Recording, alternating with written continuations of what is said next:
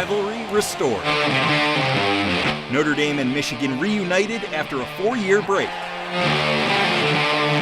But the sounds of discord have not quieted during that hiatus. Chicken ditties.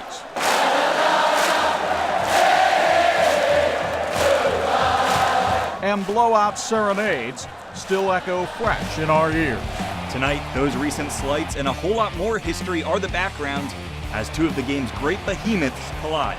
The eyes of the nation squarely on South Bend. A season opener full of anticipation. Who knows what we're going to get? I guess we'll all see at 7:30 on Saturday night. We're here to get you ready until then.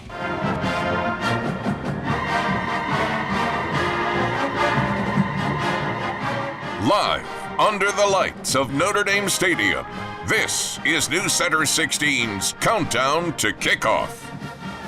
The night we've all waited for since we last saw the Irish 9 months ago to the day is finally here. Football is back on the Notre Dame campus as tens of thousands of faithful in blue, gold, and a whole lot of green cheerfully welcome another season on this hallowed ground. And now you are looking live from high above at some of the revelry before the rivalry. And now we bring you inside Notre Dame Stadium. Rock's House opens its 89th campaign with a classic matchup. It's number 14 Michigan and number 12 Notre Dame.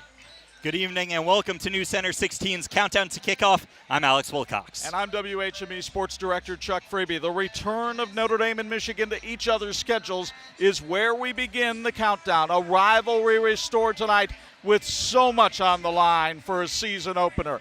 The storylines really colliding as you have two coaches who are trying to take their team to the next level. Both of these squads went 9-3 a year ago. Jim Harbaugh finds himself a little bit more on the hot seat this year because he's had problems beating ranked teams. But Brian Kelly's team also has to meet some high expectations this year in South Bend. These are two schools where the expectations every year just couldn't be higher. The two winningest programs in college football history. And yeah, it's a huge rivalry. This was a game that wasn't supposed to happen for a number of years since 2014. Now it's back, and in a huge way, a lot of excitement for all of us, excitement for the players as well. The effort to get these two teams back on the field together actually started with the call between those two coaches. Jim reached out to me, and you know, we were both of the same opinion that we wanted to try to get this game back if we could. Now, there are so many other things, as you know, that make this difficult. I know we play next year, but after that, who knows how this might work again, given both of our limitations relative to scheduling. The Big Ten continuing to expand, and of course Notre Dame wanting to make its schedule a national schedule in reach. Not likely that it will be an every year occurrence, but you never know. No matter how tough it is to make it happen, this is a contest a lot of people who love college football expect to see each year. And that is the topic of today's Lock Money Auto Group Irish fan poll at WNDU.com. Should Notre Dame and Michigan play each other every season? Right now, 76% of you say yes, and only 24% say no. Now, you still have time to make your voice heard. Just head to WNDU.com to vote in the Lock Monday Auto Group fan poll, and we'll bring you the final results in about 40 minutes on the countdown. It is a steamy night here in Notre Dame Stadium, so should we be ready for some rain or some storms, perhaps? Oh, I hope not, but let's check in with Courtney Jurgensen in the Storm Team 16 Weather Lab for the answer. Courtney? Hey guys, you know, outside right now things are looking pretty decent out there. In fact, we just have some clouds. There is some sunshine. It is still hot and humid out there too. Take a look right now at your satellite radar combo. There is a chance for a spotty shower, but I think for the most part we won't see anything significant. You can see just starting to pop up. So your hour by hour forecast as we head outside, temperatures are still going to stay fairly warm as we head through the evening hours. And I think for the most part we stay dry. Maybe we see an isolated shower, but otherwise I think we are going to stay fairly dry. It is still going to be hot out there though. Back to you guys. All right, Courtney, thank you very much. Another storyline we'll keep a close eye on this evening, the Irish quarterback situation. Brian Kelly has made it very clear that Brandon Wimbush is his starting quarterback this year. He has also made it very clear that there may be situations where we see Ian Book. And what we're cloudy on is whether one of those situations might occur tonight. And if Ian Book comes into this game, what does that mean for the future of the position? Exactly. And when you think about it, Coach Kelly in the beginning of camp this year said that he only wants to play one quarterback tonight and that quarterback was going to be Brandon Wimbush. As camp has evolved, though, he's changed his tune a little bit. Now he's saying that depending on the situation, you may see Ian Book. So I think that's an interesting development from training camp. Maybe Brandon Wimbush didn't exactly take the steps that Coach Kelly was hoping for. Maybe Ian Book has shown more than Coach Kelly was expecting. But either way, I think we definitely could see both Brandon Wimbush and Ian Book out on the field sometime tonight. Where there is more certainty, and when was the last time we said that about the Irish defense, is the fact that the Irish defense is supposed to be pretty good this year. In fact, they've lost their defensive coordinator in Mike Elko. They have a new one in Clark Lee, but that's just about the only loss from this defense. They are very deep along the defensive line. They've got Tavon Coney and Drew Tranquil at linebacker. Cornerbacks are very solid. You got All-American returning Julian Love. Yep. I think the only question's really at the back end with the Rover and the safeties. Yeah, that's right, especially the safety position. The safety group really struggled last year, but a huge piece was on the sideline for the entirety of last year in transfer safety Alohi Gilman. Coaches have raved about him all training camp. They think he's going to be a real difference maker this time around. All the players rave about him. They say not only is he a good player, but he also brings a lot of leadership to the back end of the Irish defense. So I think especially that safety play is going to be a lot better this time around. So year 9 of the Brian Kelly era begins tonight. That's the longest tenure for a Notre Dame football coach who has not yet to win a national championship. I sat down with Kelly for a wide-ranging season-opening interview, and we start with if this year's team has title timber.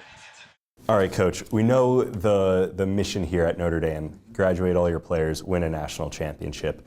What makes you feel that this is a national championship team this season? Well, we're always on that journey, you know. So I think when you have it as your mission, each year you embark on that same journey. And I think what I love about this team is that they've embraced that journey. It's hard. It's hard to do this, especially when we know college football and its landscape of great football teams. But the will, the desire, the effort, and I think the talent is here for us to accomplish that goal. I got to say, I've just from being around you a little bit during training camp, you seem more confident than I've seen you in recent years. Is there a reason that you're feeling so good this time around?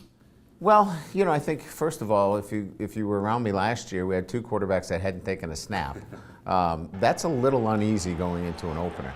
We have 2 quarterbacks now that combined have won 10 football games for us and beat some quality opposition. So you feel a little bit more relaxed. I don't know that I ever get relaxed. I get more confident, as you mentioned, that our football team can go out and execute at a high level.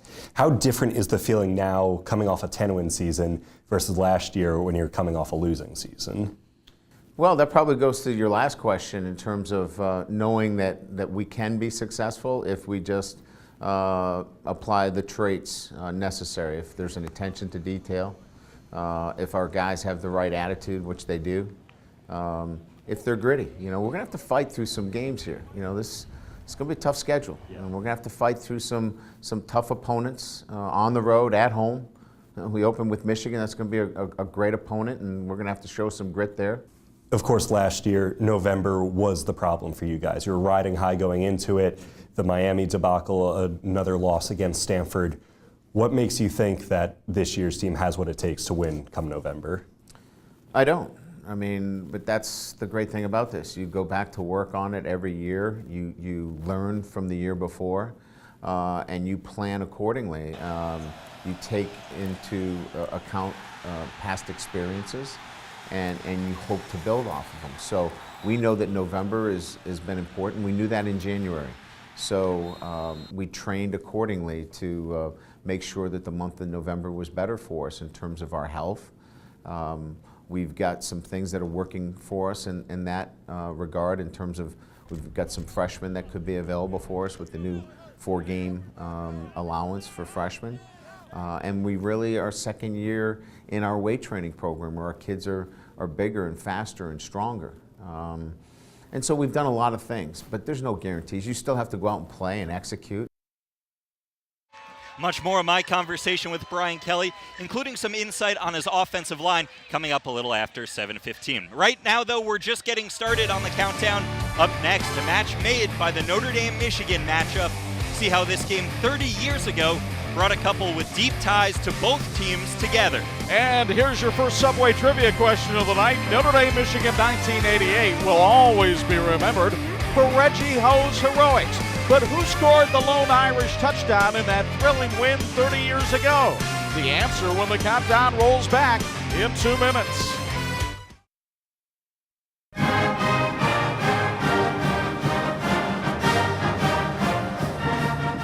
Here is your Subway trivia answer.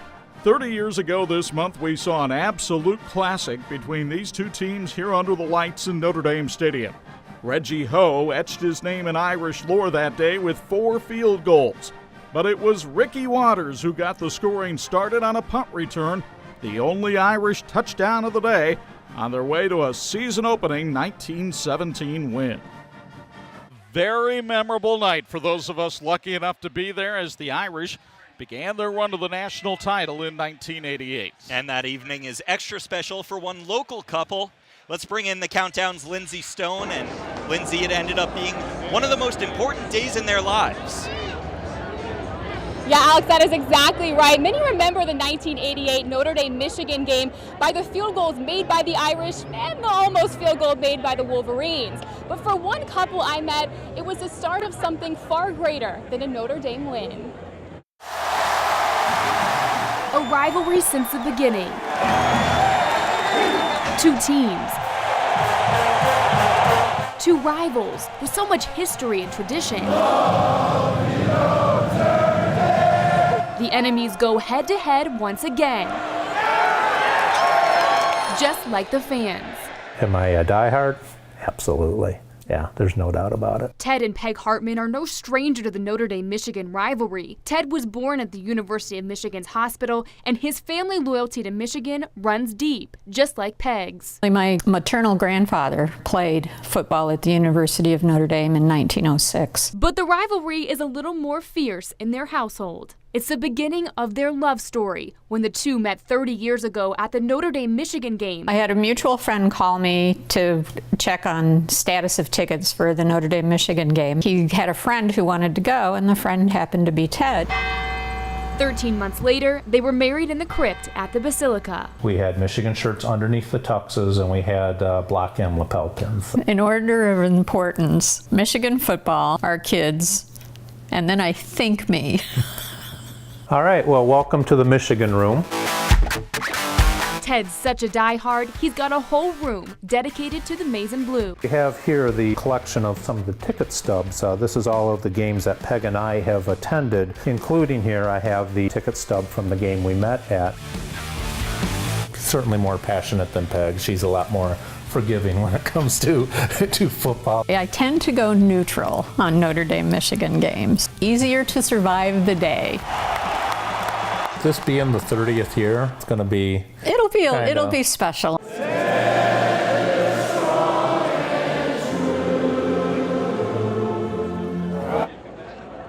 Ted and Peg have attended over 50 college football games, including every single Notre Dame-Michigan game since they met nearly 30 years ago to the day. And get this, they both have Notre Dame and Michigan season tickets, so the rivalry continues for these two. Wow, awesome story. And Lindsay, this is a big week for you and News Center 16. You're covering your first Irish game tonight. Then you've got another first coming up on Tuesday. Yeah, Alex and Chuck, we are so excited. We are going to be launching 16 News Now at 4 this Tuesday. Maureen McFadden and I will bring you headlines from around Michiana and across the globe. And Mike Hoffman will have your Storm Team 16 forecast an hour earlier to help you make your evening plans. And we cannot wait to get started, and I hope you join us beginning Tuesday. Well, Lindsay, we're all counting on you, so don't mess it up. Lindsay Stone reporting outside the stadium. Well, we're just about a quarter of the way into the countdown with so much left to bring you. Up next, our Irish Illustrated report. Tim O'Malley joins us to look and see if the Irish have shored up a big weakness from last year, their safeties. Plus, just how good are Michigan's receivers? And you can subscribe to Irish Illustrated, the #1 source for Notre Dame sports online. Just head to irishillustrated.com and click on Join to find the best plan for you.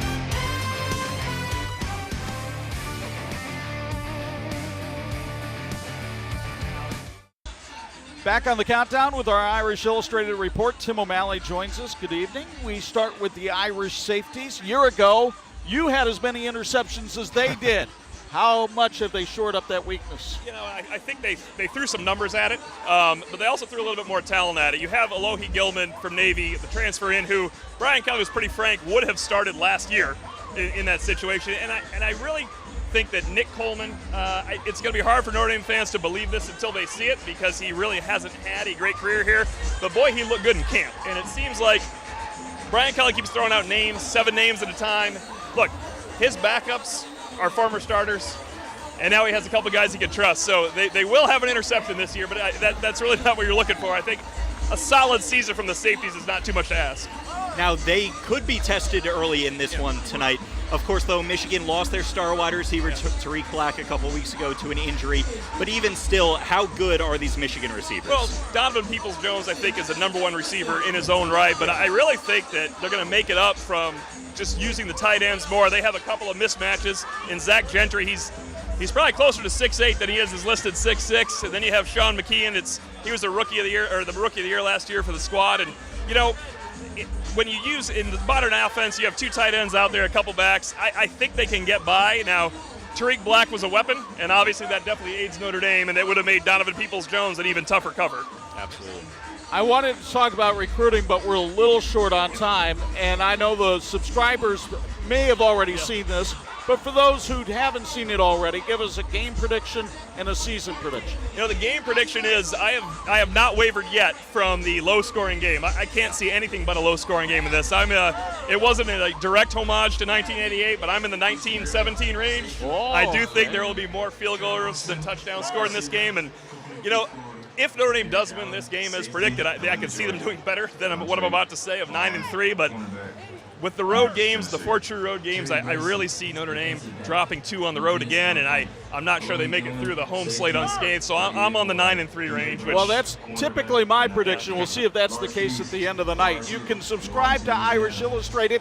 It is the #1 source for Notre Dame sports online. All you got to do is head to irishillustrated.com, click on Join, and you'll find the best plan for you. Up next, we take a deeper dive on what to expect from Michigan. A lot of this game hinges on their new QB, Shea Patterson. A closer look at the transfer that has hopes high in Ann Arbor when the countdown returns in 2 minutes. Back with some Michigan storylines to watch tonight. We start with just how long it's been since the Wolverines beat a ranked team on the road. And, well, it's been a while, including a couple of losses here in South Bend. You're taking a look at the memorable 2014 game. That was the last time these two squads played. 31-0 an Irish shutout. But, Chuck, Michigan has struggled on the road, not just in South Bend. Fact of the matter is they haven't beaten a ranked team on the road in 12 years. It's one of the sticking points for the critics of Jim Harbaugh.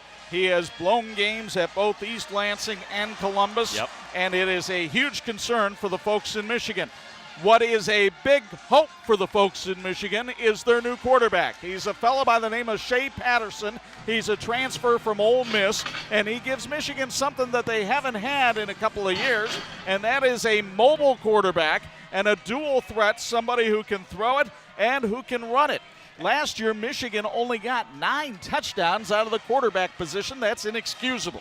Yeah, and, you know, when you think about the offense Michigan runs, especially under Jim Harbaugh lately, you see a lot of 2 tight end sets, even a fullback in there.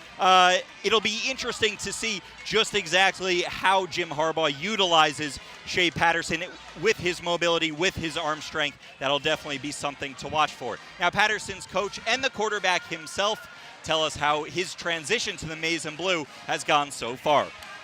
His level of focus and intensity during practice, and execution has been really good. Really been intense and focused each day of practice. I'm an ultimate competitor. I expect the most out of myself, and I'm my biggest critic. But we got a hell of a group of quarterback room. We've got a lot of good guys, and we learn and feed off each other every single day. So I'm just looking forward to doing my part. Patterson is one of a number of top 50 players on this Michigan team that has NFL scouts drooling. In fact, ESPN rates Michigan's roster having 4 of the top 50. Patterson, along with on defense, the bookend defensive ends of Rashawn Gary and Chase Winovich, and the All-American linebacker Devin Bush. Not a shabby roster. No, especially when you look at that defense, as you mentioned, 3 top 50 players, bookend defensive ends. So you think about, you really can't avoid those pass rushers. Both of them are really good. The Irish are going to have their hands full keeping Brandon Wimbush upright tonight. We are just about halfway home on the season opening edition of the Countdown. We just talked about the new Michigan QB, but how about Notre Dame's season starter? Why Brandon Wimbush is feeling more comfortable heading into season number 2 when the Countdown comes back in 2 minutes. Jim Harbaugh and his Michigan Wolverines have made the familiar trip across the state line, returning to Notre Dame Stadium. The Maize and Blue back in the Bend for the first time in 4 years, with plans to head back to Ann Arbor with a signature season-opening win. Of course, Brian Kelly and his crew have a very different plan. The Fighting Irish have big goals and dreams of their own as we start 2018, and they know it will all be derailed if they don't take care of Michigan to start the year tonight. Back inside the Countdown with WHME Sports Director Chuck Freeby, I'm Alex Wilcox. In just a little more than 30 minutes, Brandon Wimbush gets his second season rolling as the Irish starting QB. Let's bring in the Countdown's Mark Skoll Jr. And Mark, those 2 straight season opening starts put him in some rare recent company. Yeah, Alex, believe it or not, Brandon Wimbush is the first Irish quarterback to start in back-to-back season openers since Dane Chris did so in 2010 and 2011. So what is his mindset tonight as he enters year 2? Brandon Wimbush knows if the Irish are going to be successful in 2018, it'll fall on him. All these guys want to be great, and it starts with the quarterback. And the pressure as the starting quarterback at a school like Notre Dame isn't like anywhere else. There's not a bigger position in the country, so you feel like you have the weight of the world on your shoulders, right? And you have to go perform to other people's expectations. But I think I set the bar for myself, the highest that anyone's going to set it. Not too many people know how high the bar is set for the Irish QB1. Thankfully for Wimbush, his quarterback's coach is Tom Rees, who, of course, not too long ago was the Irish quarterback himself, and knows a thing or two about suiting up in blue and gold. I understand that the quarterback position, there's no ups and downs. You got to be steady, and you got to have a good demeanor about yourself. Rees says if Wimbush plays consistently in 2018, everything will come much easier for him in this second year leading the offense. Year 1, you're kind of looking at it from a wider angle. As you become year 2, year 3 in a system, now you can focus in on some of the smaller details that maybe weren't hitting in the first year. And Wimbush is already feeling more comfortable in year 2. Just having a year under my belt, with the same guys that I'm running this offense with now is huge, and we're on the same page with a lot of things, and I think you guys will see that. One thing Brian Kelly doesn't want to see from Wimbush this season is a fear of failure. At times he got himself in a place where he didn't want to fail. The quarterback position can't be that. You have to be a guy that is out there making plays. Wimbush says the best way to make plays is just to play relaxed. I was playing ball, man. I think that's the biggest part is you get so comfortable, then you just start playing ball, and it's like you're back in middle school throwing again.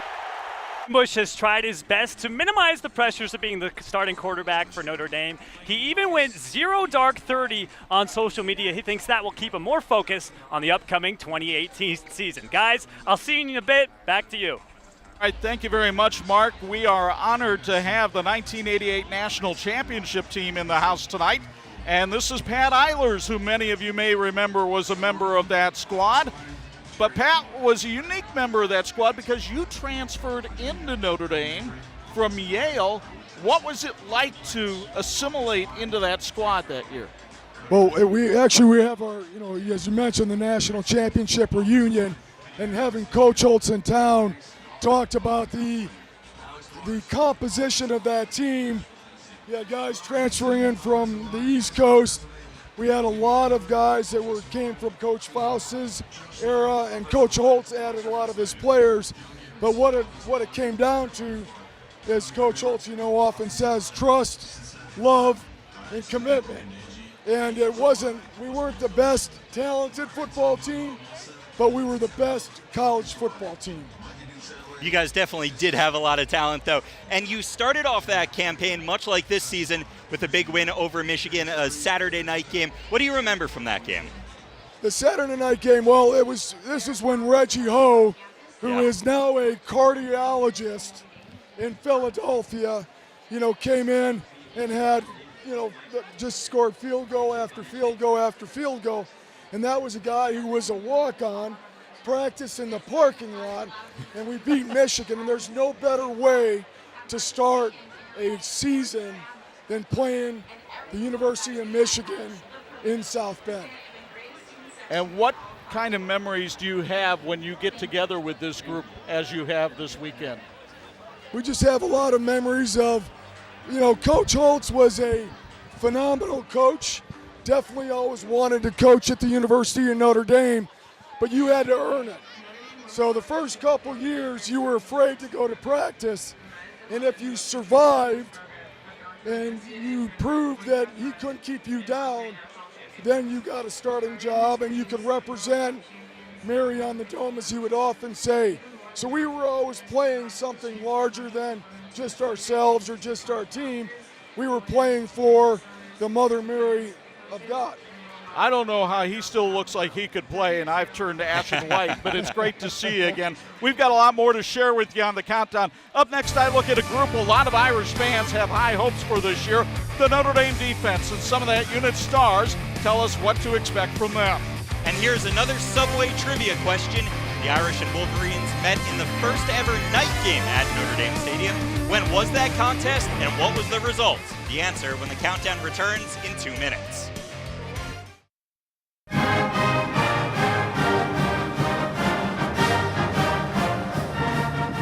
Here is your Subway trivia answer.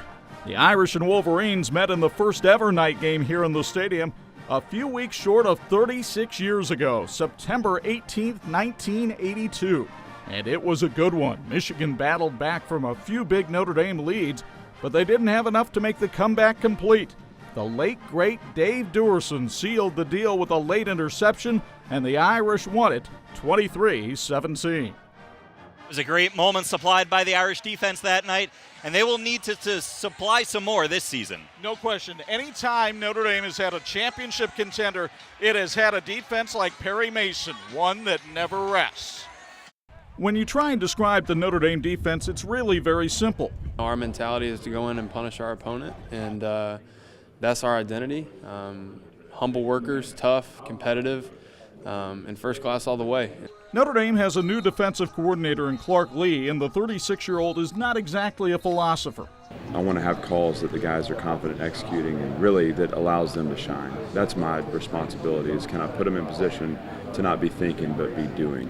It starts up front, where to a man, the Irish agree they have a solid line with depth. Our D-line, I think, probably took the biggest step of this offseason, and that is crucial on third down. I mean, there's nothing better than third down sack.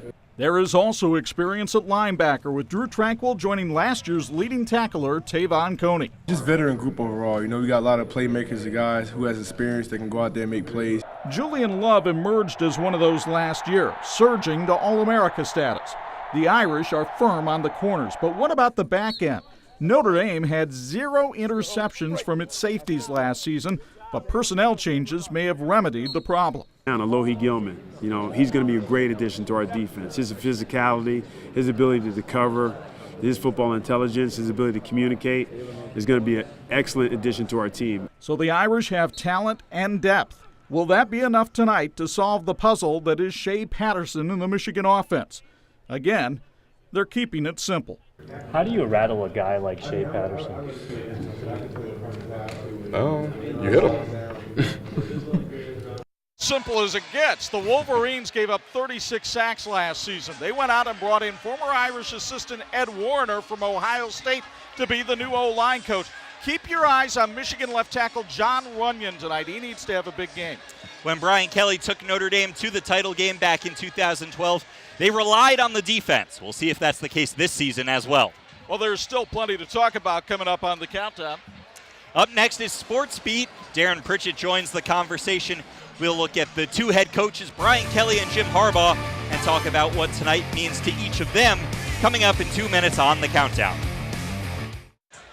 We are back with Sports Beat on the countdown with the host of Weekday Sports Beat on WSBT Radio, Darren Pritchett. Good evening. Let's start with the coaches. Brian Kelly, your ode to Jim Harbaugh, as we all wear khakis tonight. What does tonight mean to each of them? You know, for Brian Kelly, a chance for this team to get off to a really good start. 2 winnable games the next 2 weeks. So a chance to get off to a good start. And guys, the back end of this schedule concerns me with all the travel. So you feel like going into November, they cannot afford to have more than one loss. So with the games coming up, you'd really like to win this one. For Jim Harbaugh, I think it's all about the Big Ten improving their status in the division, trying to get into a better bowl game, and trying to be competitive against Ohio State. But yeah, beating a rival like Notre Dame would help Harbaugh's cause. Absolutely, especially when they've lost a bunch to Ohio State, Michigan State. Definitely a win would mean a lot for Harbaugh. Now, getting back to Notre Dame, which of the guys on the roster do you think has the chance to be a breakout player this year that we're not talking about now, but we definitely will be? Gosh, I hate to say Jafar Armstrong because we've talked about him a lot in the fall, but he brings some interesting characteristics to the running back position. There are carries to be had right now. Tony Jones Jr. is one of the guys they're going to count on. I think Jafar has a big role in tonight's ball game. Defensively, Khalid Kareem, defensive end, he might be ready to have a breakout moment in tonight's game against Michigan. The defensive line has a lot of depth, but do they have that alpha guy? Maybe Kareem can be one of those guys. I think he could be. Let's take a look at tonight's game. Score and your season record prediction. Oh, gosh. I know you love these. I thought these were going to be fluff questions, Chuck. Come Why on. start now? I ask you fluff questions all the time. I took Notre Dame 20-17. How good the Michigan offensive line is tonight might alter my choice. I think they're going to struggle at times, so I'm going to take Notre Dame 20-17, and I'm going to go 10-2 for the Irish. All right, I've been at 9-3, and now you put pressure on me. I'm going to go 10-2. Becoming a house man. That's Darren Pritchett from WSBT Radio. We're back with more Countdown to Kickoff after this. Here are the final results of this week's Locked Monday Auto Group Irish fan poll on WNDU.com. We asked you, should Notre Dame and Michigan play each other every season? Most of you want to see the game every year. 76% say yes, while just 24% of you say no. Thanks for voting in the Lock Monday Auto Group Irish fan poll on WNDU.com. So what Irish players should you be watching closely this evening, and for that matter all season long? Brian Kelly gives us some insight as I continue my one-on-one conversation with him, but we begin with how his team is handling the loss of two superstars to the NFL. On the offensive line, lost Mike McGlinchey, lost Quentin Nelson, 2 top 10 draft They're gone? picks. I didn't they know are. that. Yeah, they are. Dang it. Hate to break that to you. Now maybe I'll be a little bit more nervous. Of course, Harry Heastan as well with the Bears now. Will there be a drop-off there along the offensive line? They were the best in the country last year. You have the giant Joe Moore Award to prove it. How do you avoid that drop-off? Well, I think every year you come into the season expecting to be successful in running the football. The measure of that will be over 12 games. We're playing a really good defense in the first week. If we rush for 350 yards, I'll tell you we're going to be better. I know our guys aren't giving up that award. They want to win it again to be the most outstanding offensive line. So we are capable of doing that. You're losing 2 very good players, outstanding players, but our guys are up for the challenge. All right, want to do a little rapid-fire segment, just a couple thoughts about some of these players. We'll start along the offensive line with the guy replacing Mike McGlinchey, Liam Eichenberg. Physical, anxious about his first opportunity. Jafar Armstrong. Athletically gives us a multi-dimensional threat in our offense. Avery Davis. I call him a bright lights player. When the lights turn on, he's a guy that really turns up his play. Dexter Williams. He is a big play player for us that will get an opportunity this year to show himself. Alize Mack. Emerging. I think he's really taken hold of the things off the field that will make him a great player on the field. Chase Claypool. Maturing to the point where he can be an impact player. We'll go to the defensive side of the ball. Dalen Hayes. I think he is another ascending defensive player that will make an impact this year. Tavon Coney. Probably the most improved in leadership fashion, which is needed at that middle linebacker position. Drew Tranquil. Mr. Do Everything. Is there someone on your roster that we, the media, aren't talking about right now that by the end of the season we won't be able to stop talking about? You know, I think you're probably going to talk a little bit more about, as a player, Alohi Gilman, and I think you're going to probably talk a little bit more about Jeff Quinn as the offensive line coach.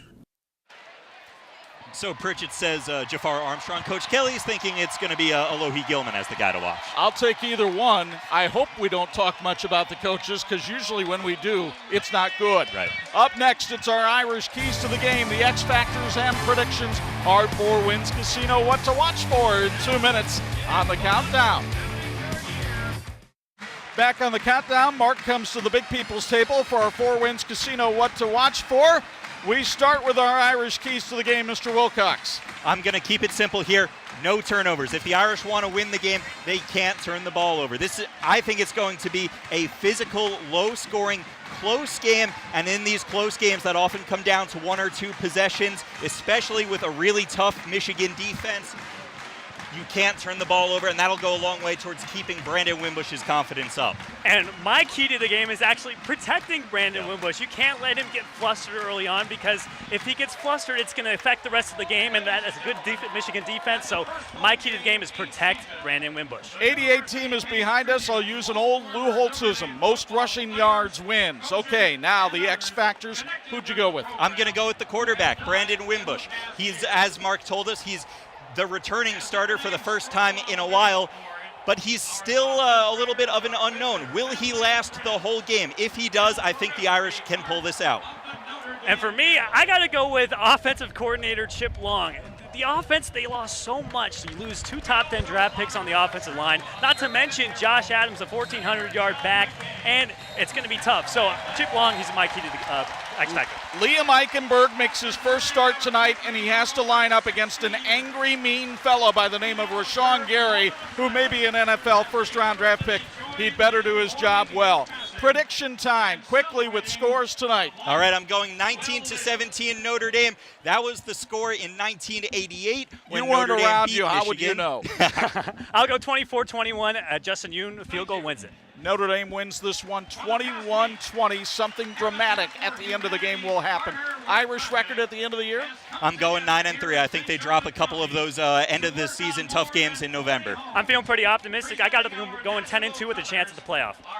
I normally, as you know, watching the show, go 9-3 because that's the Brian Kelly trend, but I think this team's a little bit better. I'll go with 10-2.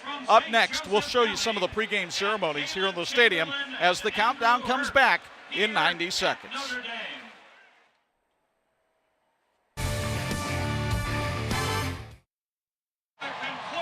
And now the Notre Dame band gets ready to honor America here at Notre Dame Stadium with our national anthem. It'll be followed by a flyover from 4 U.S. Air Force F-15E Strike Eagles from the Lancers of the 33rd Fighter Squadron. After that, Mike Tirico and Doug Flutie have the call.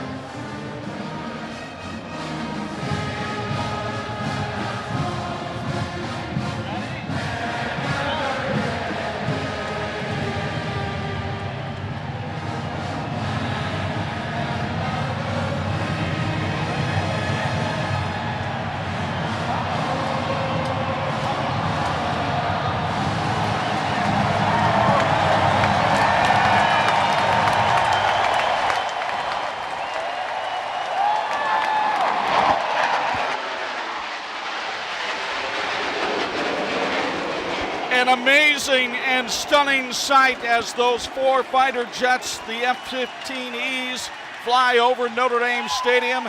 A tremendous atmosphere on this Saturday night in South Bend as Notre Dame and Michigan get ready to rumble. Any final thoughts? College football is back in South Bend. It is a great time to be here. Take a look at all that green. That's incredible. It's going to be a great environment tonight. It's going to be a close game. Should be a good one. As we told you, Mike Tirico and Doug Flutie have the call. Thanks for joining us for the season premiere of Countdown to Kickoff. And don't forget, Alex and I will be joined by Tim Priester for post-game coverage right here on WNDU.